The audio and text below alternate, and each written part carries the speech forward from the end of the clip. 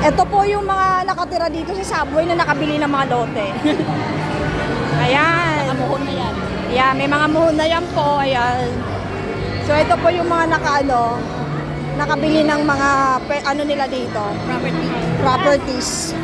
Yung mga kahon-kahon na yan, mga naka-ano yan. Tax-free pa yan. Ayan.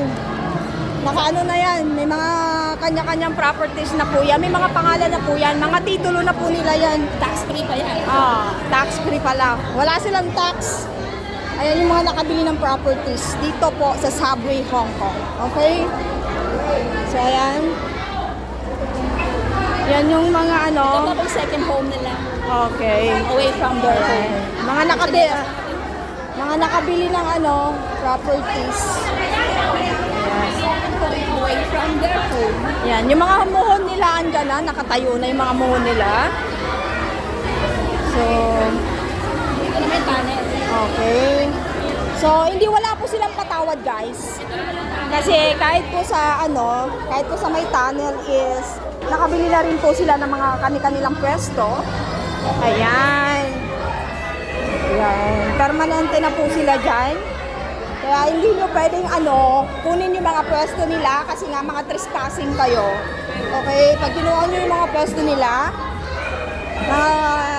kakasuhan kayo ng trespassing.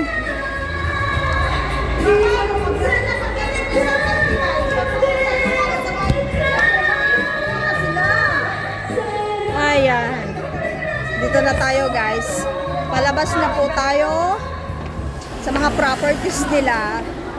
So dahil wala kami mga properties dito sa subway, doon po kami mamamalimos. Doon sa dulo. Yan, maghanap kami ng properties namin. Wala kaming pwesto doon. Okay? So, ayan. Diyan lang po tayo, guys. Nagtatapos po ang ating yung pag-reflex namin ng yan, mga sasakyan na yan. Yan. Sa akin lahat yan. Yan. Sa akin lahat yung mga sasakyan na yan. Ayan pa, ito yung garage ko. Garage 2. Yan, sa akin na lang lahat yan. Huwag lang tayo marinig na may-ari. Huwag tayo marinig na may-ari, pagagalitan tayo.